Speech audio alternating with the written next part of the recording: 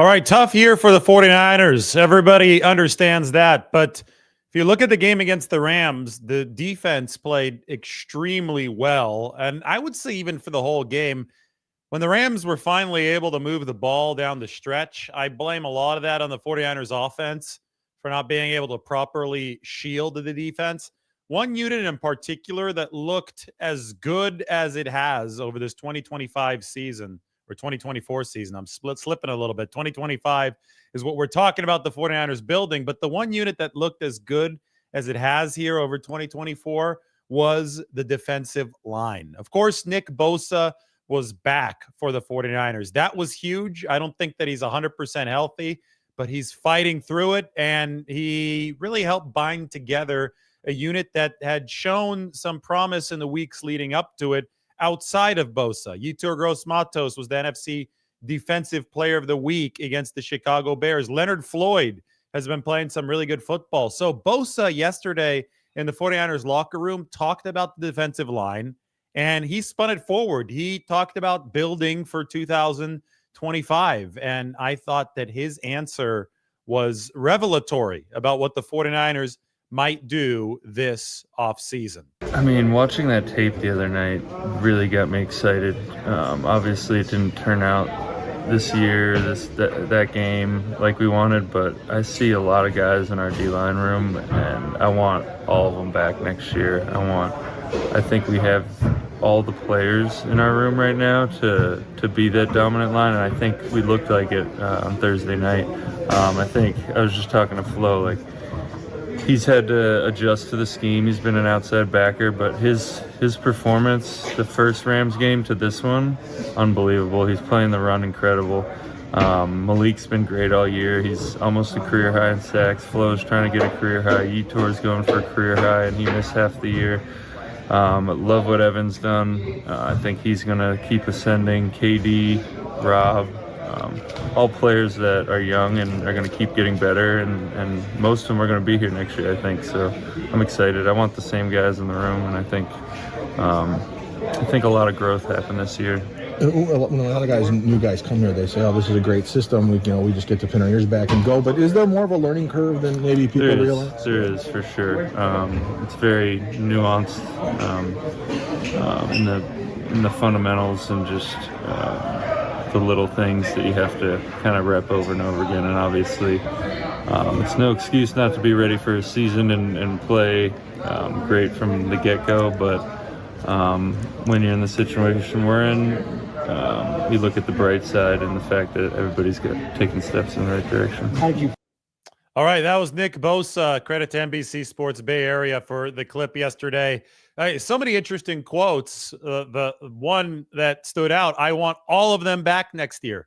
It's all the D linemen back next year. Now, just a couple weeks ago, a lot of people were saying, oh, this defensive line, the defense is so bad against the run. The 49ers must just be running a bunch of practice squad guys out there. And I said, no, Leonard Floyd is having a well above average year rushing the passer. You saw Yetur Gross-Matos having to fight through the knee injury, but then turning into the NFC Defensive Player of the Week against the Bears. Malik Collins has been good throughout this season.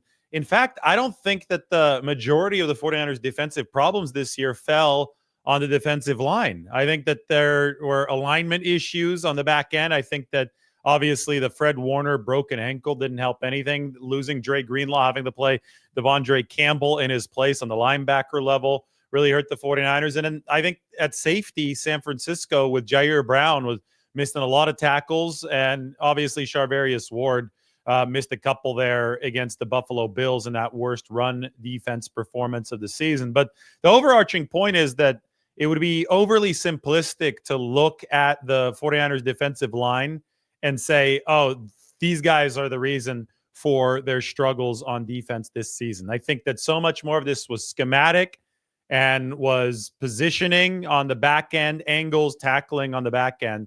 So much of it came from that angle and not from a lack of performance from the guys up front. Because if you want to look at cold, hard facts along the defensive line, there are 69 qualifying defensive ends with enough snaps this year to qualify for the leaderboard.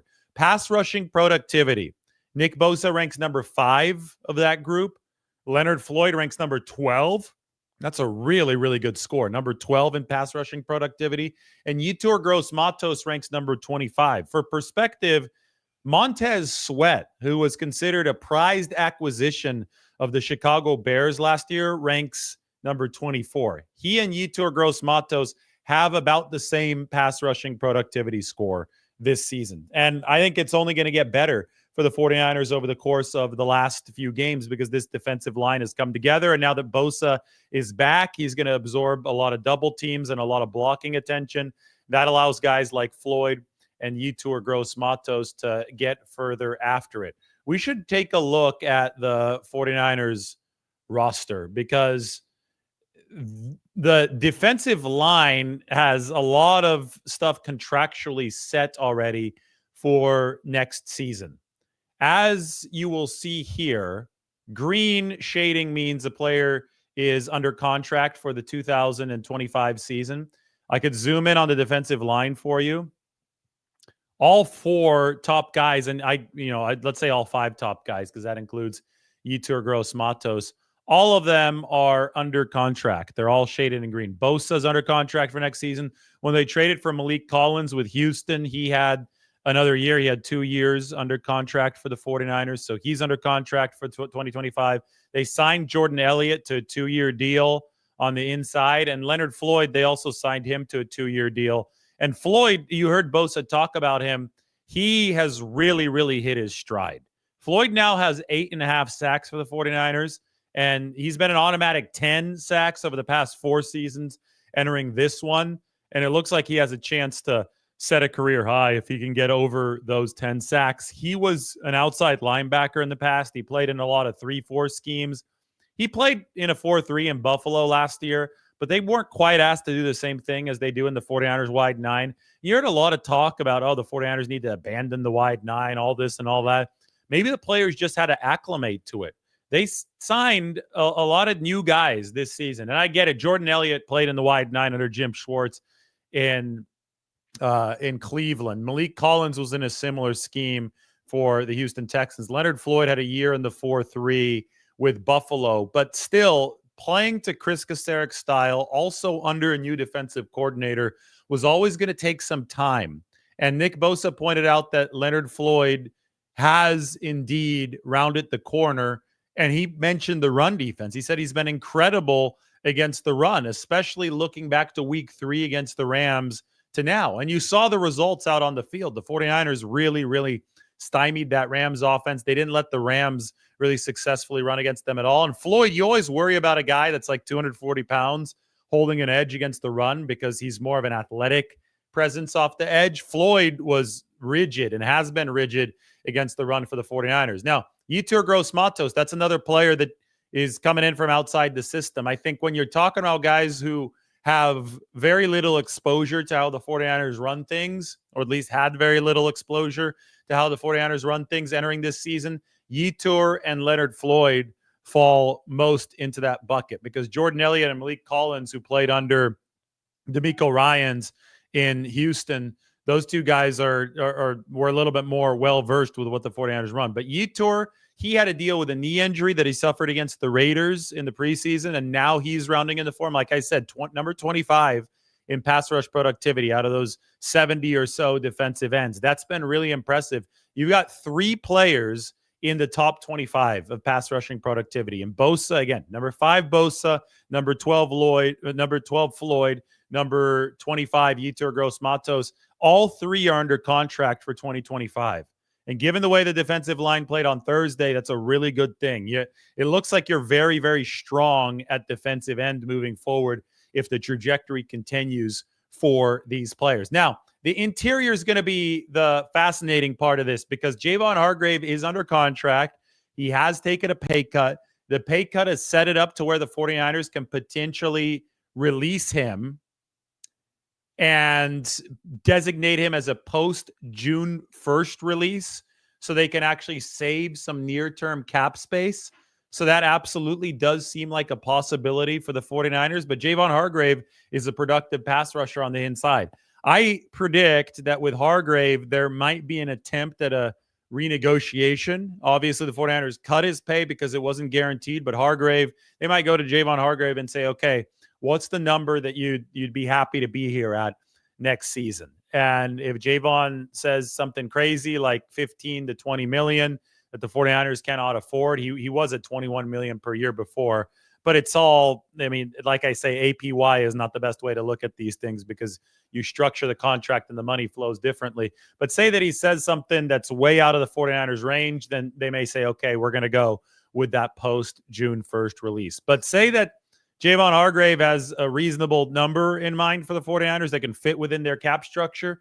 Well, then all of a sudden, you've got another body on the inside to add to Malik Collins, to add to Jordan Elliott. Kalia Davis is a player that's developing for the 49ers. They picked up Khalil Davis for next to no cost in that trade with Houston. That was the second trade with the Texans the 49ers made along this defensive line. They picked up Collins from the Texans as well. We'll see what Davis puts on tape. He's actually delivered some nice snaps for the 49ers, but it hasn't been at a particularly high snap load. I think his highest game total has been 18 snaps. They've got Evan Anderson, who's been playing more, and that's an undrafted free agent, a rookie this year that has impressed the 49ers as well. And you probably heard Nick Bosa also mention Rob, and that means he's talking about Robert Beal Jr., who has gotten a handful of snaps each game. I don't think he's particularly popped off the screen, but Bosa believes that there's an upward trajectory for all of these defensive linemen.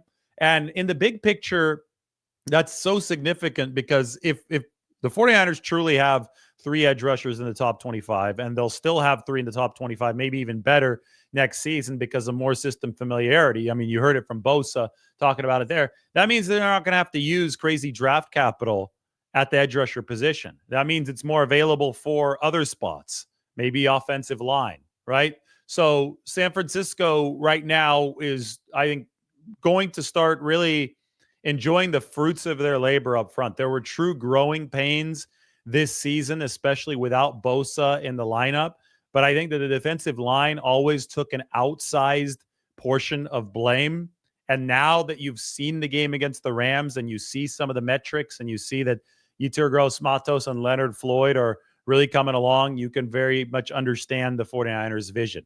The wide 9 that the 49ers run is tough when a lot of guys are hurt. And that's why there's some pushes for the 49ers to move out of the wide 9. They're saying, well, it takes Ferraris across the offensive line for this scheme to not have some big holes against the run in the middle. And I get that, but you're also looking to differentiate yourself in championship years in this league. You're also looking, I mean, the margins are so thin. So you're always looking to blast through the margins on the positive side of things. You're looking for the upside of the wide 9. And when the 49ers do have their players available, this scheme has really unlocked big time pass rushing success. And I don't think that you can discount the fact that Bosa, Yetur Gross-Matos, and Leonard Floyd are all thriving at this point of the season coming out of the wide 9. And I think if the 49ers have a full season of better health than they have enjoyed this year, I really do think that what Kosaric and what that wide 9 has done can continue delivering good pass rushing results for the 49ers. In general, this is a scheme. It's like an accordion. You stretch it out. So I know I use that for the salary cap sometimes too, but you can use it for the defensive line. It's like a stretched out accordion. The defensive ends are going to be much wider, the offensive tackles, than they are in a traditional 4-3 alignment, 4-down linemen, 3 linebackers. And you're building an angle into the wide 9, a speed angle really, for the defensive linemen to hit the edge when they're aligned that wide. Now, that also can set up counter moves to the inside. And when you've got good edge rushers, they obviously can take advantage of them. You're putting tackles on islands, or at the very least, you're forcing offenses to run a lot of chip blocks against defenders. And what you're also doing is you're putting defensive tackles on wider islands in the middle against offensive guards and centers. Now, this can become a liability for an offense when the run gashes them up the middle. And that's why you need the top guys along the defensive line. You need premier talent at a lot of these positions. Not every one of them, but a lot of these positions you need really good talent because guys are operating on bigger islands with gaps around them. There's a lot more space they have to eat. So they need to have size. They need to have athleticism. They need to be defeating their blocks. And also, it's really important to have the linebackers behind them. That's why the downgrade from Dre Greenlaw to Devondre Campbell was something that significantly hurt the 49ers this year. Even if Campbell wasn't a terrible player, and I think that I'm being fair to Devondre Campbell. I know he walked off on the team, but over the course of the past 4 games, he had been better than he was over the start of the season. But he still wasn't Dre Greenlaw. You saw the difference when Dre Greenlaw came into that game, and it's because there are these big gaps in the wide 9. The linebackers have to flow behind to back up that line. They have to make these electric stops so that the extra space that the 49ers are giving up by extending this thing like an accordion doesn't end up burning them. Remember all the delay runs that Green Bay ran, especially to start the game? The very first run was this delay to Josh Jacobs. You're relying on your back-end defenders. In that case, it was Jair Brown to come up and make a one-on-one tackle so it's not an explosive play. And Jair Brown missed that tackle, and it was one of the many explosive runs for Green Bay on the evening. So it's a defense-wide effort. The line can only do so much. The wide 9 is by design. It has yielded a lot of success for the 49ers, but yes, it is dependent on really athletic defensive tackles taking up that space that they create in the middle, and on really good linebackers like Fred Warner and Dre Greenlaw, both of whom have been hurt this season, right? Warner playing on the broken ankle. It's relying on players like that and safeties to tackle. And when Jair Brown had been missing all those tackles, and when Fred Warner had suffered an injury dip in play, and when Dre Greenlaw was unavailable, the 49ers did run into a lot of problems up front. But I do not see it as surprising that following a game where the 49ers had their most health in the front 7 all season, with both Bosa and Greenlaw back, I do not find it surprising that Nick Bosa is advocating to keep the entire group of defensive linemen around, because that indeed was a successful exhibition for the 49ers. And if they can keep on growing, it solves a big problem without the 49ers having to use a significant amount of draft capital. All right, let's go to 49ers Q&A on this morning. Wanted to run the nice morning show. I've got to get on a plane today. Practice for 49ers Dolphins is on Wednesday, Thursday, and Friday. So I'm going into the comment section where we can talk.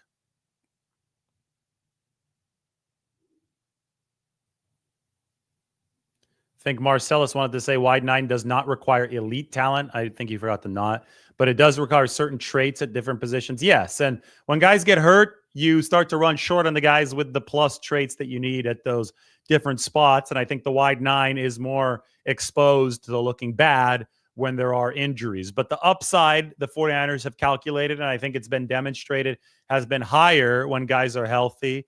And just like the 2021 defensive line that rounded into form with Arden Key, 2022 with Charles Omenihu. I know that Key Omenihu was around in 2021 with Key as well. But just like those lines, I think this 2024 line for the 49ers is really blossoming at the right time. And if we're looking at how they're going to build this 2025 team, we can start with the clue that Nick Bosa just gave us. He said, I hope that we keep a lot of these guys around. He wants them to keep all of them.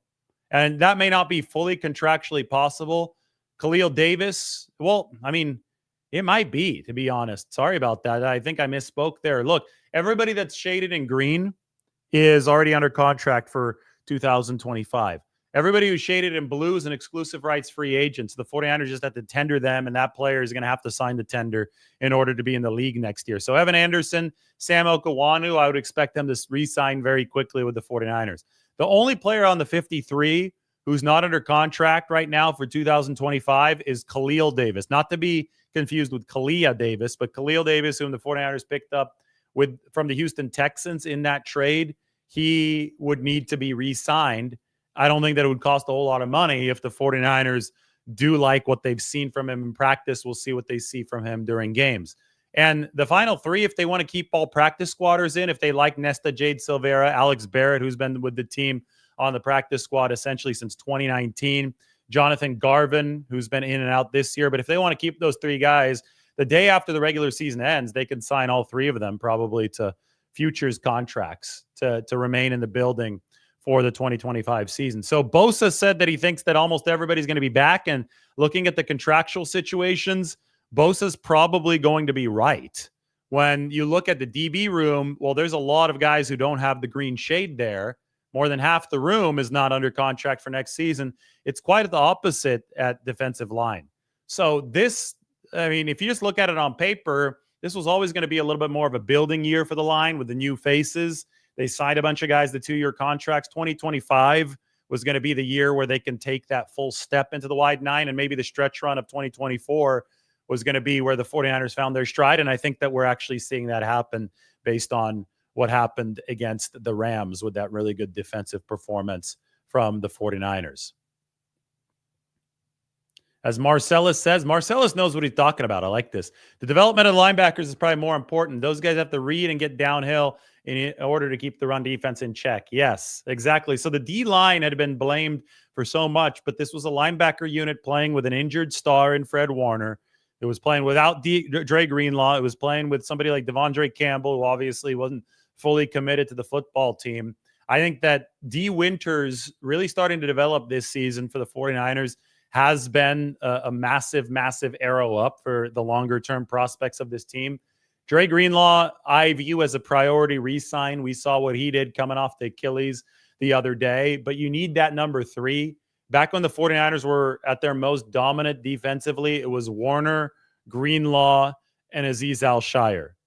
They obviously have been missing 2 of those 3 guys this year because Azeez is over in Houston and Greenlaw has been on the shelf. So, Jalen Graham, Deshaun White on the practice squad, I don't think that Graham is viewed in as nearly as a high regard as somebody like D. Winters, who has really started to, he was eating into the snap count of Devondre Campbell. And that might have been something that set off Devondre Campbell, although it's unclear since we haven't heard the exact words from Campbell. All we know is that he was complaining in the locker room before the game on Thursday, that at least according to Nick Bosa.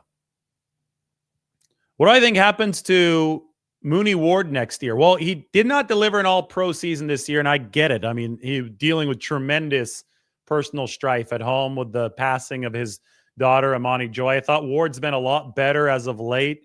I think that the 49ers love him in the locker room. Great guy. And if they could fit him into their salary cap structure, then they'll bring him back. And I don't think that the number is going to be the same as it would have been after last year if had he been a free agent after the all-pro year. So I would not say no to Charvarius Ward. I think it is a possibility. But, good cornerbacks are tough to come by, and 49ers obviously don't have as much space as some other teams. So there may be a possibility that Charvarius Ward signs for more elsewhere. But if the 49ers can keep him around, if they have that ability, if Charvarius Ward is willing, I'm sure the team would be open to a reunion.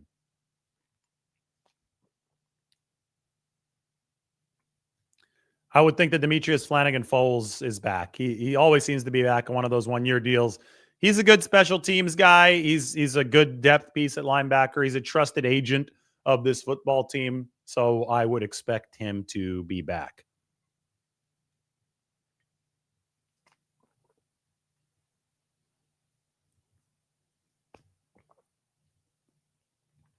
Do I think the 49ers will invest in a better quality backup QB this offseason? That just depends on who's available.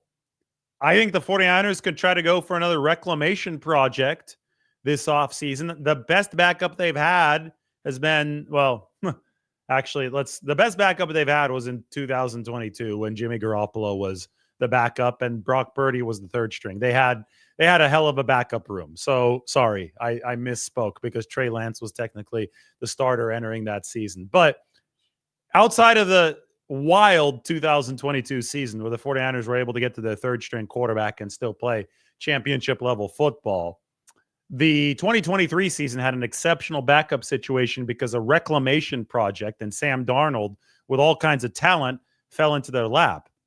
Sam Darnold then priced himself out of the 49ers range by performing really well, both in practice and in limited game action last season. So he signed with $10 million. That was the Vikings price for Sam Darnold. The 49ers, they couldn't go above $5 million for the backup spot last year. That's about what Sam Darnold made for them in 2023. So if there's another reclamation project out there for the 49ers to take on at a price of $5 million or less, yeah, sure. 49ers can go that direction. But the salary cap is the salary cap. And, you know, especially since you're going to be dedicating a lot of money to Brock Purdy, you're not going to be able to dedicate more than $5 million to the backup QB room.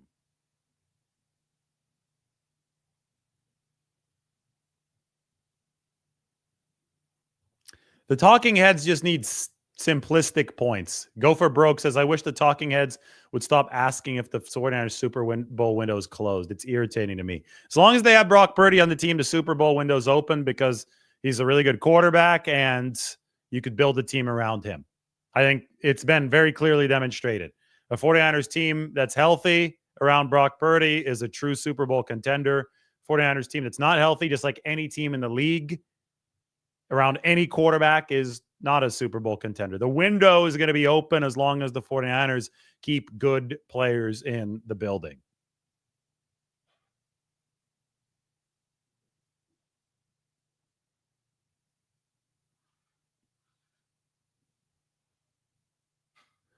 Joe says the Super Bowl's at Levi's next season, and that should be extra motivation for the team, don't you think?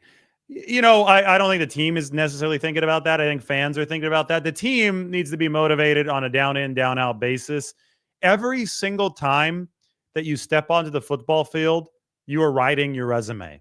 So even if your team is out of contention, every single player individually is writing his resume. And that's why it's so important to be out there for your teammates, because it's such an interconnected sport. You can make the guy next to you look a lot better or a lot worse, depending on how you do. So you're out there for your own resume and you're out there for the guy next to you. And I'm taking that line from Nick Bosa because he said it yesterday. That's what has to motivate the 49ers now and next year.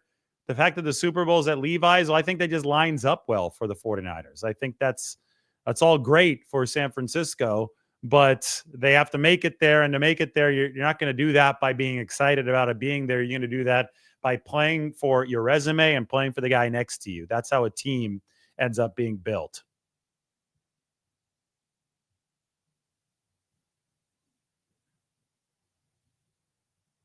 You know, Cordarrelle Patterson, that was interesting to me a few years ago. But if you're talking about Deebo Samuel, somebody who might have lost some foot quickness, and, you know, he's obviously, Deebo's got burst. I've said it all season long. The burst is still there. We've seen it on the kickoff returns. I think the true accurate speculation might be about the loss of foot quickness. Well, Cordarrelle Patterson at this age of his career is in that boat exactly. It's a guy who he's a return specialist. He's got the straight line speed, but the actual foot quickness behind the line of scrimmage isn't great. So I don't know if you'd be doing yourself much favors, maybe financially a little bit instead of Deebo Samuel. But I just think in general, Deebo and Brock Purdy do not fit as well together as Deebo and Jimmy Garoppolo, because Purdy is running around a little bit. He's throwing deeper downfield. Garoppolo was the master of the short game, and the short game was perfect for Deebo on a lot of the catch and run screens.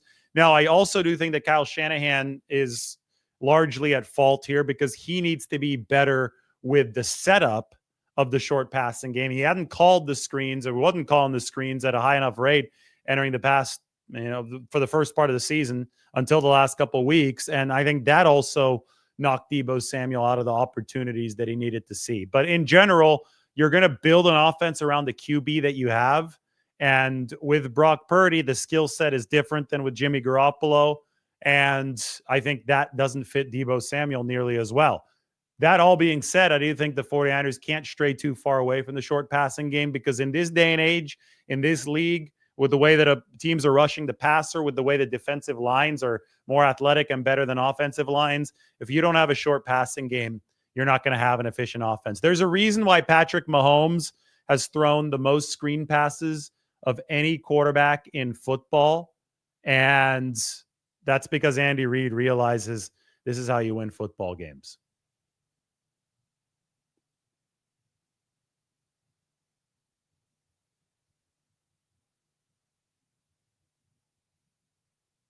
Yep, you've got to make the defensive linemen run the field.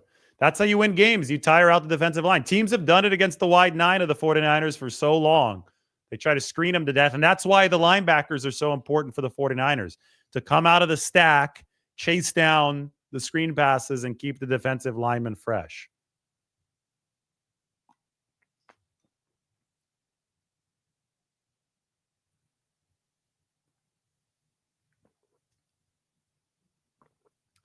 Marcellus is just on fire with his takes today. Upgrading the center and left guard positions, to me, are the most important moves they can make in the offseason. An improved offensive line will lift all boats. Defense, special teams, 100% agree. And I think where people oversimplify this is they already improved the offensive line last year, but they haven't finished the job yet. They improved the right side. Dominic Pooney, clear improvement. Colton McKivitz has gotten a lot better. Colton McKivitz actually ranks in the top half of the league in pass blocking efficiency this year. So salute to Colton McKivitz. He's proven some people wrong in that regard. But it's left guard and center that have taken steps back, and left tackle too. Trent Williams has been hurt, but really, really hard to throw Trent Williams under the bus. He's also dealing with personal tragedy. And obviously the injury afflicted Trent Williams. He tried to play through it against the Seattle Seahawks, probably made it worse. Trent's got to come back fresh, rested, ready to go next year. I have no doubt that he will. But what are they going to do at left guard and center? If they can improve those two positions, as Marcellus says, I think the 49ers can be in a really good spot. All right, I've got a flight to catch. We'll talk to everybody soon. This is your morning look at the 49ers of 2025. If you like these building the 2025 49ers videos, well, comment that you do, and I'll make more of them. But that's Bosa on the defensive line. He wants to bring everybody back. And I think with the analytics that we see right here, the tape that we saw from the game against the Rams, that's not a bad strategy. Nick Bosa might really be on to something.